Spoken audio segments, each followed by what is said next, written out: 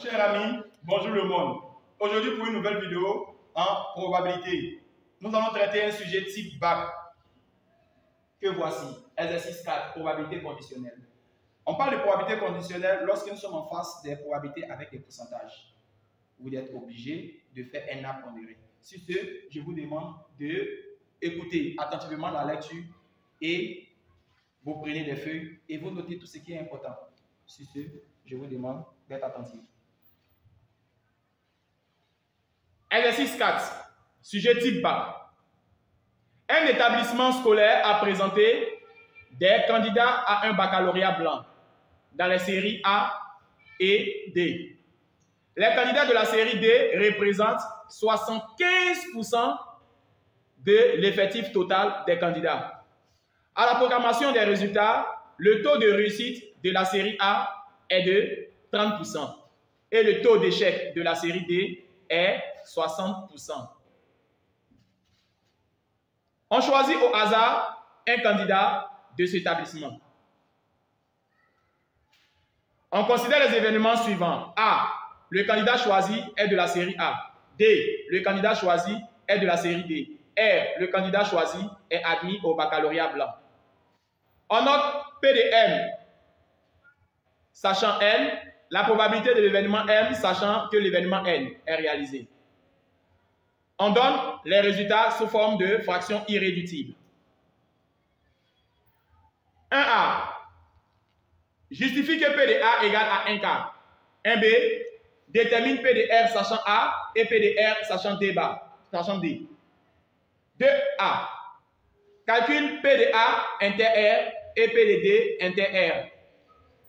2B. Démontre que P de R égale à 3/8. 2C. Calcule la probabilité que l'élève ou le candidat choisi soit de la série D, sachant qu'il est admis. 3. On choisit au hasard 5 candidats. On note grand X la variable aléatoire égale au nombre d'admis au baccalauréat blanc parmi les 5 candidats. A. Justifie P de X égale à 1 égale à 3/5/8 à la puissance 5. B. Calcule P de X supérieur ou égal à 3. 4. On choisit au hasard N candidats. On note Y, la variable aléatoire égale au nombre d'admis au bac blanc parmi les N candidats. A.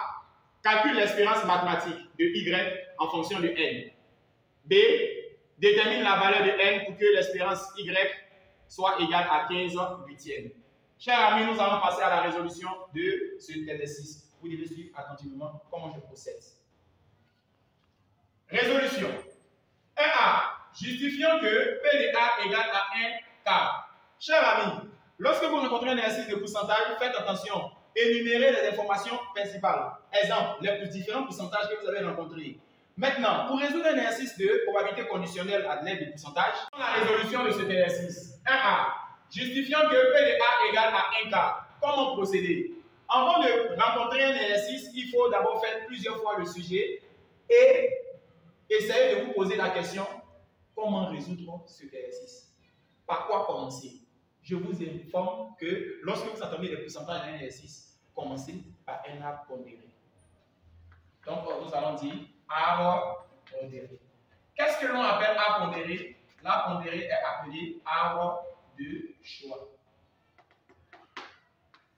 Nous allons donner les différentes éventualités. A est en série A. D est en série D. R réussit au baccalauréat blanc. Une fois que c'est fait, automatiquement vous devez respecter les différentes formules. A, D, nous allons les séries là. L'univers est appelé cardinal de l'univers. C'est la population, les candidats.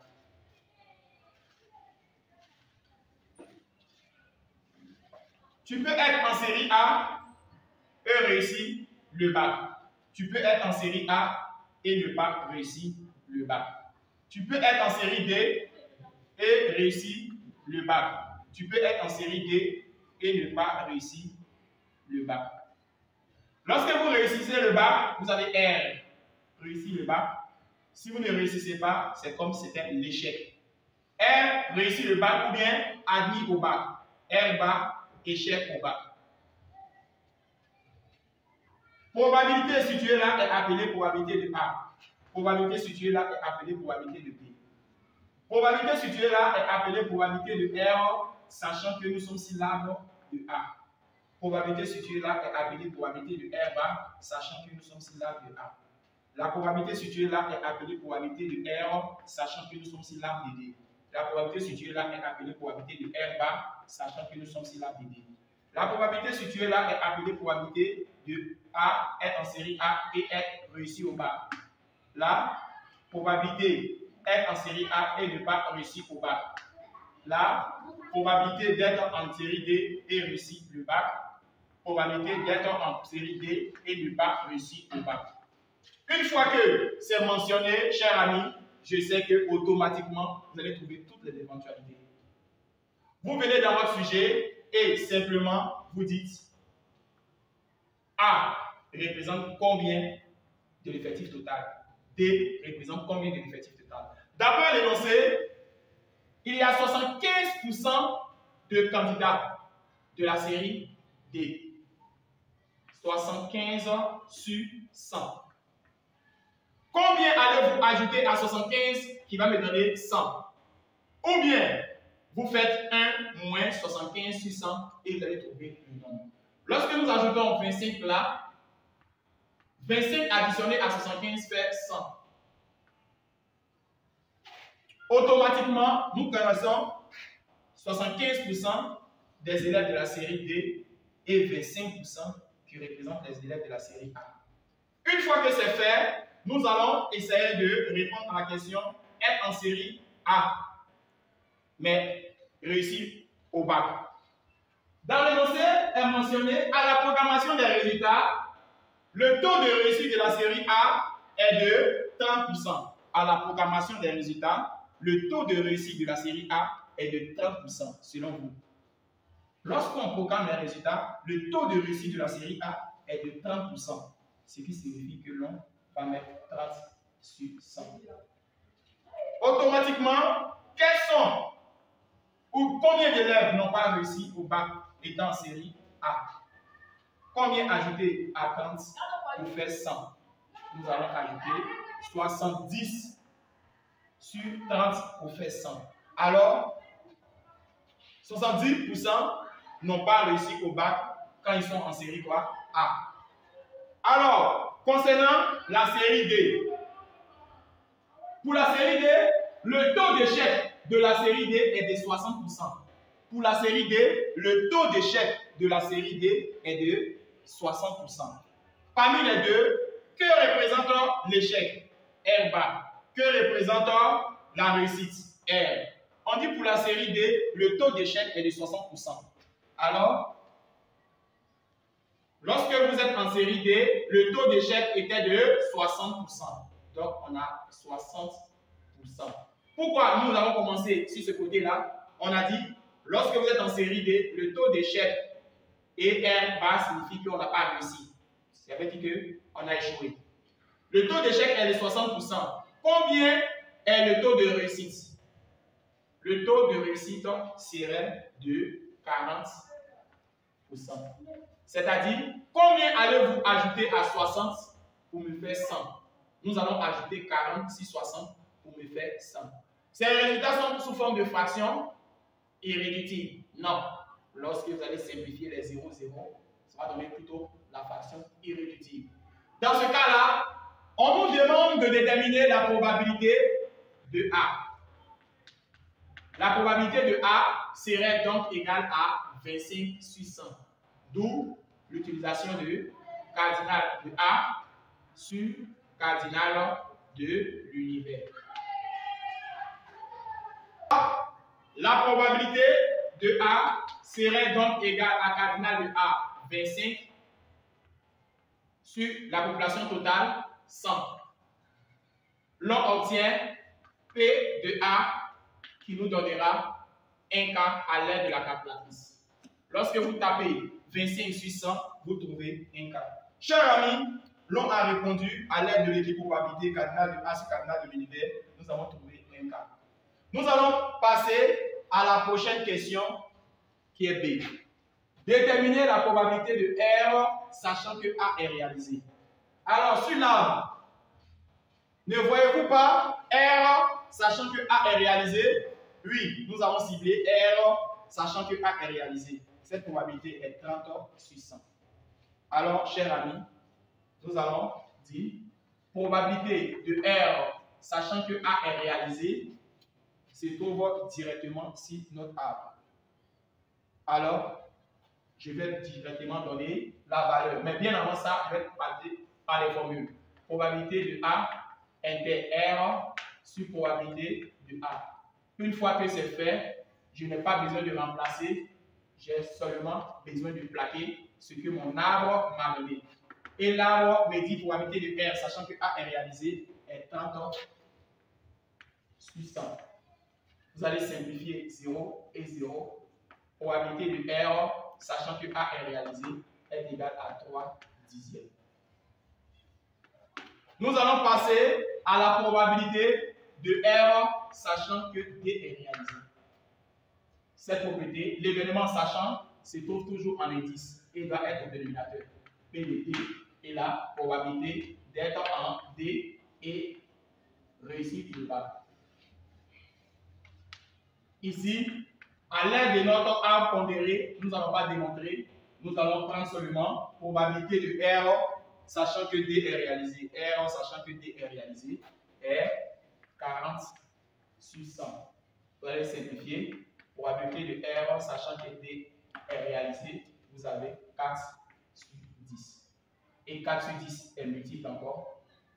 Vous allez avoir 2 et là 5. Chers amis, j'ai divisé là par 2 et là par 2. 4 divisé par 2 et 10 divisé par 2, 5. Chers amis, pourquoi je n'ai pas utilisé cette formule pour trouver la réponse? Car j'ai déjà, à l'aide de mon arbre, pondéré toutes les éventualités, tout le calcul. Donc, je vais passer à la question suivante. Calculons P de A inter R et P de D inter R. Alors, chers amis, nous allons procéder au calcul de P de A inter R. P de A inter R serait donc égal à P de A multiplié par P de R, sachant que A est réalisé. Et remplacer ces écritures-là par leur valeur. P de A est égal à 25 sur 100, ce qui signifie 1K. Multiplié par P de R, sachant que A est réalisé. P de R, sachant que A est réalisé, est 3 dixièmes.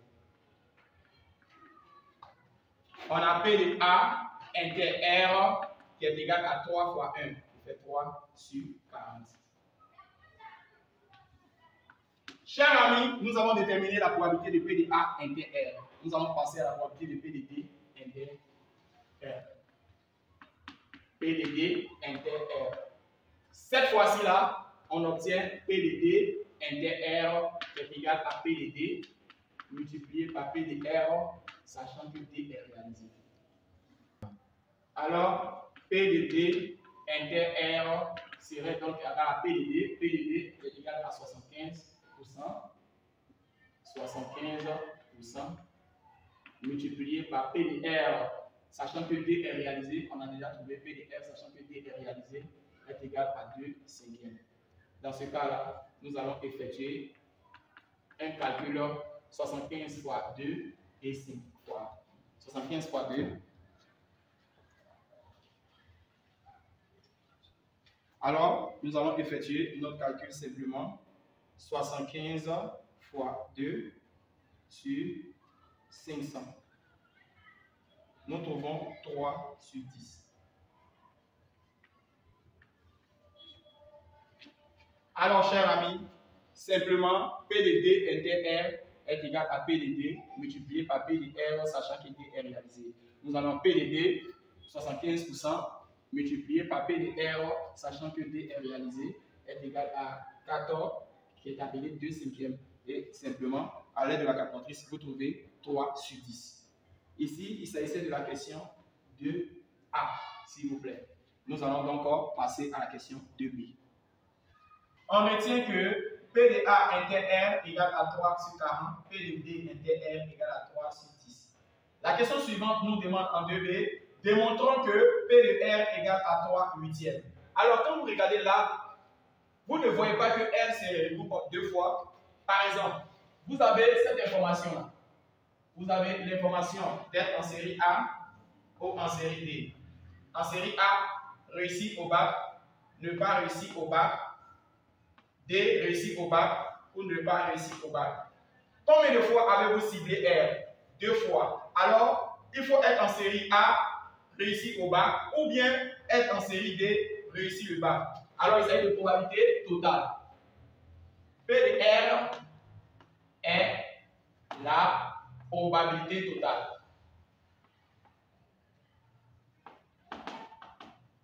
Alors, pour calculer la probabilité totale, vous devez utiliser P de R égale à la probabilité d'être en série A et réussir le bac, ou bien la probabilité d'être en série D et réussir le bac. C'est réussir le bac qui est appelé admis au bac, cher ami. Nous allons donc dire P de R égale à P de A multiplié par P de R, sachant que A est réalisé, plus P de D multiplié par P de R, sachant que D est réalisé. Et vous allez remplacer P de A inter R par son équivalent dès le haut. On obtient 3 sur 40. Additionné à P de D inter R, P de D inter R est égal à 3 sur 10. À l'aide de la calculatrice, nous obtenons P de R égale à 3 sur 8. Je vous demande d'utiliser les calculatrices scientifiques. Et si l'on vous demande fraction irréductible, c'est une fraction qu'on ne peut plus encore diviser. Alors, P de A inter R était 3 sur 40, P de D inter R est égal à 3 sur 10. Nous allons passer à la question suivante, 2C. Calculons la probabilité que le candidat choisi soit de la série D, sachant qu'il est admis au bac. Je vous ai dit, à chaque fois, quand vous êtes en train de faire un exercice de probabilité conditionnelle, toujours, si vous finissez de calculer la probabilité totale, alors c'est la probabilité totale là qui doit être en indice. Ça, c'est un secret que tout le monde ne sait pas. Donc, lorsque vous finissez de calculer une probabilité totale, la question qui suit, automatiquement, la probabilité totale doit être en indice. C'est-à-dire quoi? Probabilité, on demande de calculer la probabilité que le candidat choisi soit de la série D. Donc, c'est P de D, sachant qu'il est admis au bac. Donc, s'il est admis, c'est R qui est en indice là. Donc, retenez bien que lorsque vous finissez de calculer une probabilité totale, c'est la probabilité totale là qui doit être en indice. Lorsque vous calculez une probabilité totale, c'est la probabilité totale qui doit être en indice. Alors, dans ce cas-là, l'on obtient la probabilité d'être en série D et être admis au bac sur la probabilité d'être admis au bac. Une fois que c'est fait, vous dites probabilité de D, sachant que R est réalisé, est égal à la probabilité de D inter R sur la probabilité de R. En probabilité de R, on a décortiqué, ça faisait probabilité de A inter R additionné à la probabilité de D inter R. Une fois que c'est fait, vous remplacez chaque écriture par sa valeur. Probabilité de D, sachant que R est réalisé, nous allons effectuer un calcul. Pour le moment, probabilité de D inter R est égale à 3 sur 10. Quant à la probabilité de A inter R et probabilité de D inter R, ça nous donne 3 sur 8. À l'aide de la propriété de la classe de 5e, nous allons peut-être avoir 3 sur 10 multiplié par 8 sur 3, son inverse. 3 simplifiera 3 d'ici. On a P de D, sachant que R est réalisé, est égal à 8 sur 10.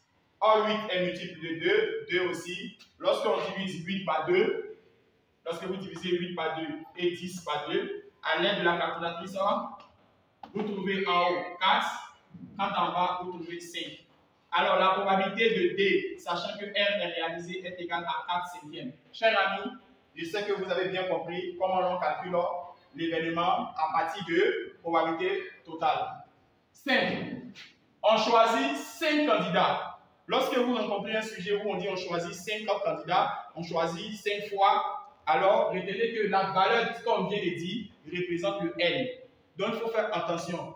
On choisit 5 candidats. Donc, ça veut dire que N est égal à 5. Parce qu'on dit on choisit 5 candidats. Donc, à partir d'aujourd'hui, il faut retenir que si l'on vous dit on lance 3 fois un dé, N est égal à 3. Si on choisit 5 candidats, N est égal à 5. Rapidement. On note grand X, la variable aléatoire égale au nombre d'admis. Alors, pour être admis dans le sujet, lorsque vous êtes admis, on appelle ça P de R. P de R est la probabilité de réussir à l'examen. Soit si tu es en A, tu réussis à l'examen, ou bien tu es en D, tu réussis à l'examen. Donc, je reprends.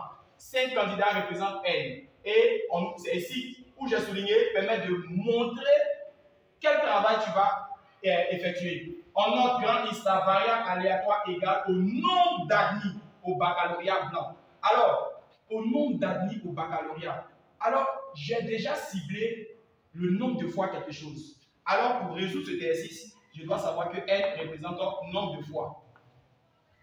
Nombre de fois quelque chose. Si N représente nombre de fois quelque chose, dans notre cas, N égale à 5. Alors, on a déjà ciblé N. Lorsque vous ciblez N, vous cherchez maintenant la probabilité du succès. Avant de trouver la probabilité du succès, il faut lire ce que la variable de grand X dit. On a grand X, la variable aléatoire égale au nombre d'admis. Alors, pour être admis dans le sujet, la probabilité est appelée R. P de R signifie probabilité d'être admis au baccalauréat.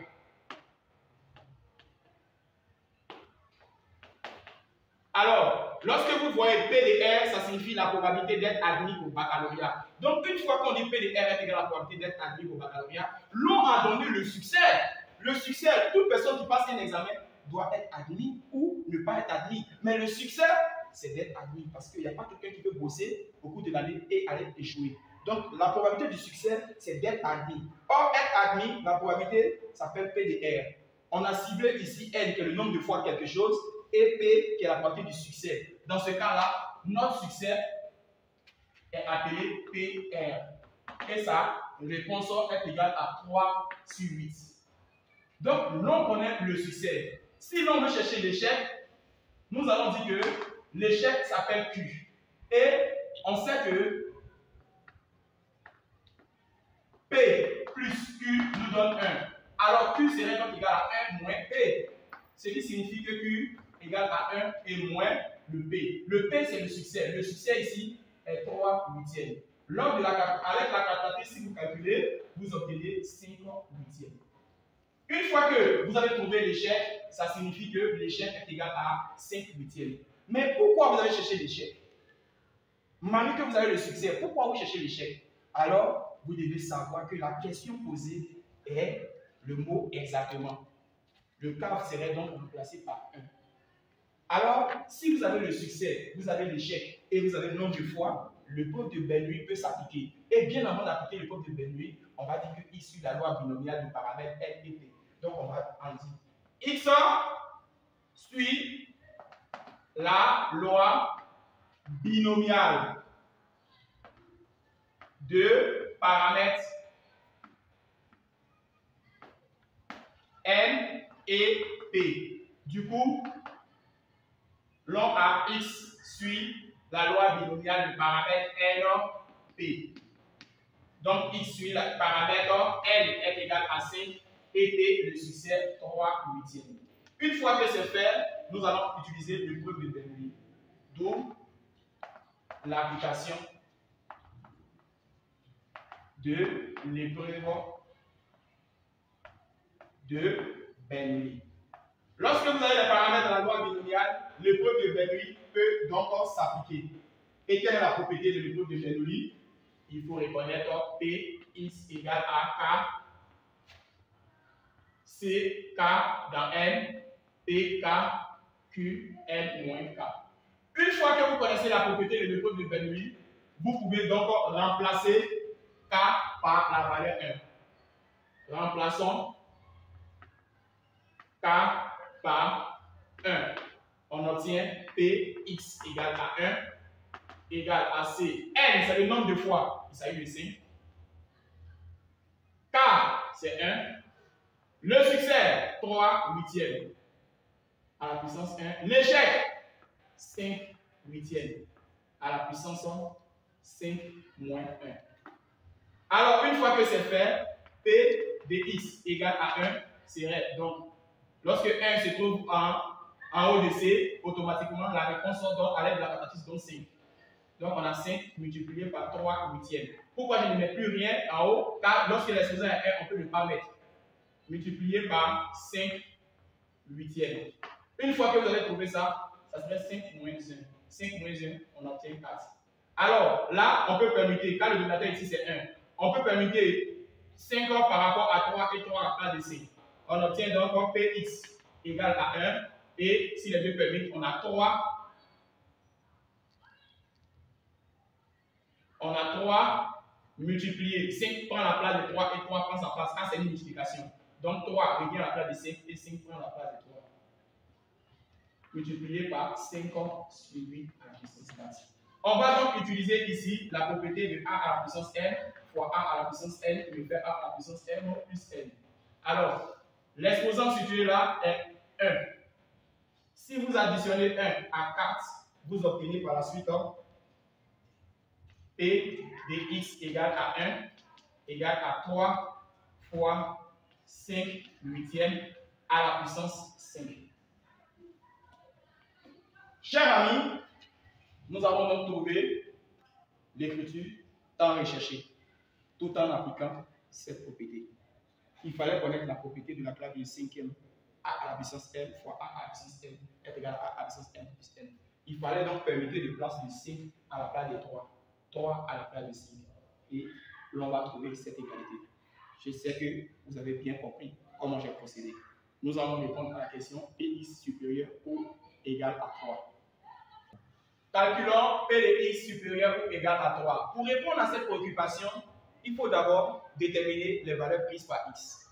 Alors, comment déterminer les valeurs prises par x? Nous avons dit dans le sujet qu'on choisit 5 candidats. Les valeurs prises par x sont 0, 1, 2, 3, 4 et 5. Lorsqu'on vous dit qu'on choisit 3 élèves au hasard, les valeurs prises par x seront 0 d'abord, 1, 2 et 3. Si on dit on prend 5 élèves au hasard, les valeurs prises par x seront 0, 1, 2, 3, 4 et 5. Alors, on dit de choisir 5 élèves au hasard. On choisit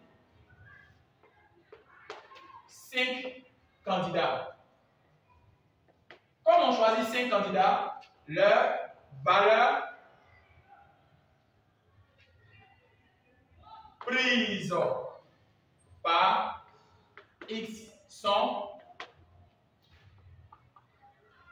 0 candidat, 1 candidat, 2 candidats, 3 candidats, 4 candidats et 5 candidats. Une fois que vous avez trouvé les valeurs prises par x, vous devez automatiquement faire votre loi de probabilité. Qui parle de loi de probabilité signifie de dresser un tableau appelé tableau de probabilité. Nous allons donc donner notre arbre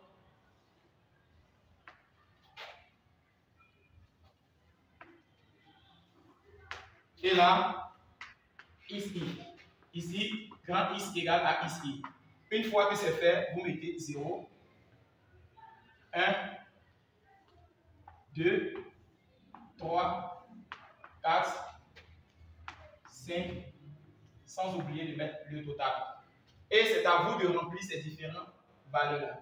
Pour cela, vous devez utiliser la propriété de l'épreuve de Bernoulli. Px égale à 4, c'est K dans N, PK, Q, N moins K.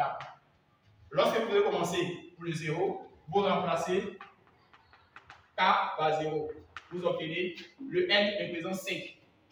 Donc vous avez 5 là, 0 en haut. Le succès, 3 huitièmes à la puissance 0. Et là, vous avez 5 huitièmes à la puissance 5 moins 0. Vous avez Px égale à 0. Du coup, 5, 0 dans 5. Et ici, 3 huitièmes à la puissance 0. Et là, 5 huitièmes à la puissance 5. Vous allez effectuer ce calcul. Et vous allez passer à l'étape suivante. D'abord, l'on a Px égale à 0, égale à C, 5, 0, 3 huitièmes, 0, et là, 5 huitièmes à la puissance 5. Alors, nous allons calculer ensemble pour trouver la valeur.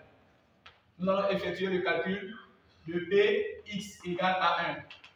C5 égale à C1 dans 5, 3 huitièmes, 1, 5 huitièmes, 5 moins 1.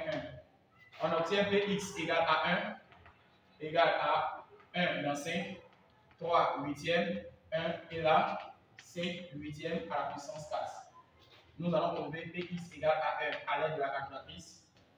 Nous allons effectuer Px égale à 2.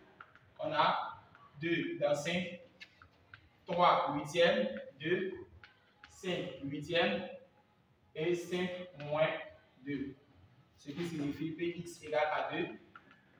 2 dans 5, 3 huitièmes, 2 et 5 huitièmes à la puissance 3. Nous avons donc encore Px égale à 2 égale, nous allons calculer aussi Px égale à 3 égale à simplement c'est 5, 3 dans 5, 3 et 2, 5 huitièmes à la puissance 5 moins 3. On obtient Px égale à 3, 5, 3 huitièmes, s'il vous plaît, 3 huitièmes. Et là, 3, ici, 5 huitièmes à la puissance 5 moins 3, 2. Donc, Px égale à 3. Nous allons Px égale à 4. C'est 4, 3 huitièmes à la puissance 4, 5 huitièmes à la puissance 5 moins 4, 5, 4, 3 huitièmes, 4, 5 huitièmes, 1. On obtient Px égale à 4. Px égale à 4. Nous allons Px égale à 5, 5 dans 5, 3 huitièmes, 5, 5 huitièmes, 5 moins 5.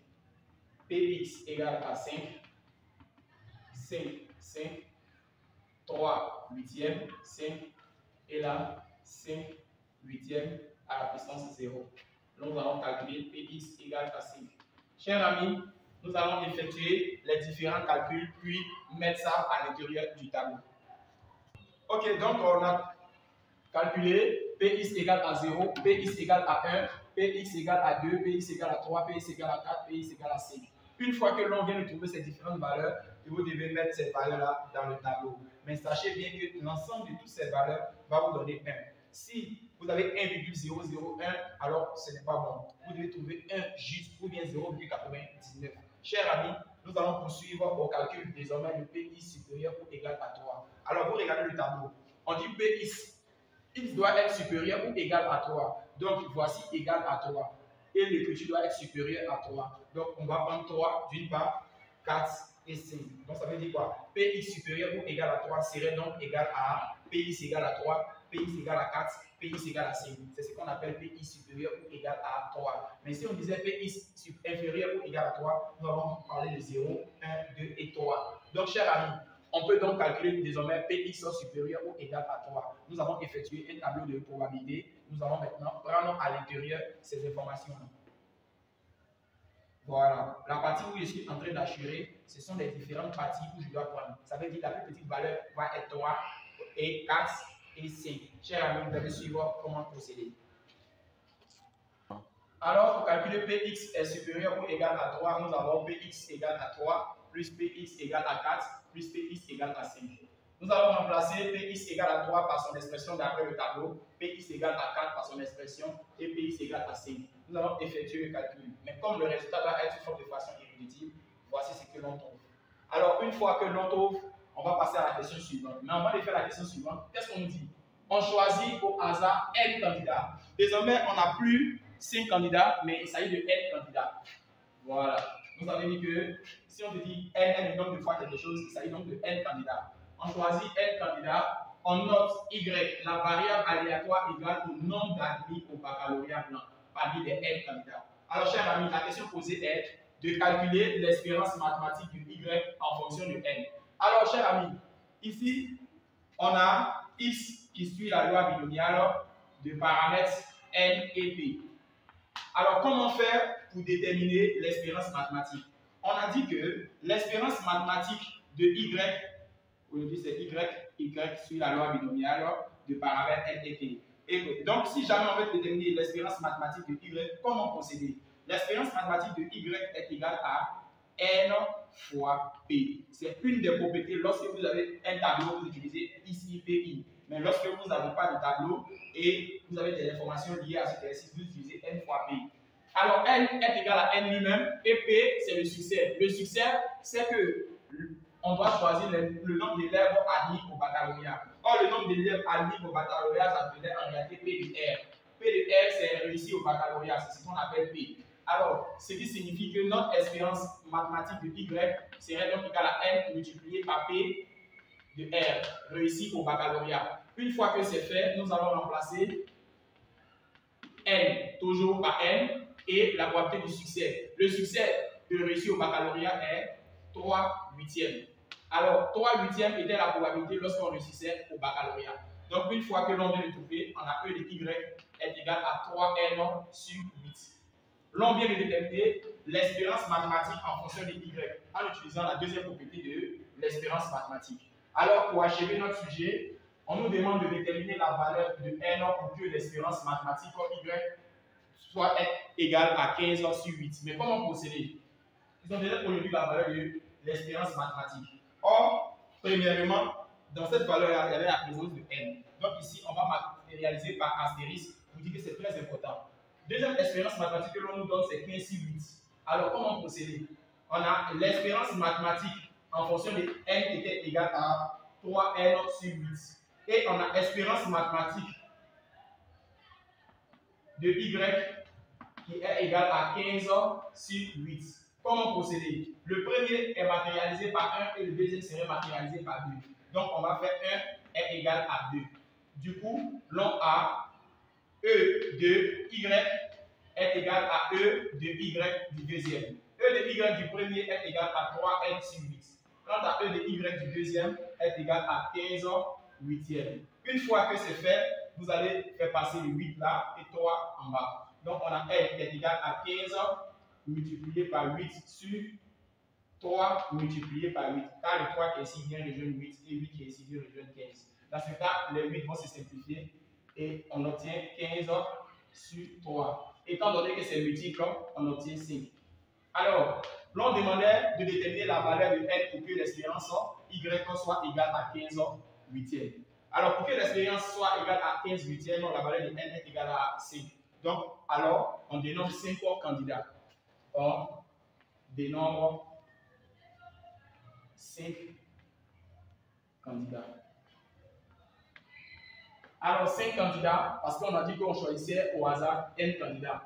Alors, donc on dénombre 5 candidats. Chers amis, ce sujet avait pour but de faire parcourir tout le cours de probabilité, soit la première partie de probabilité conditionnelle et la seconde partie de probabilité loi binomiale. Si ce, je vous demande de partager la vidéo à plusieurs de vos amis. Bye, pour une nouvelle vidéo. Bye.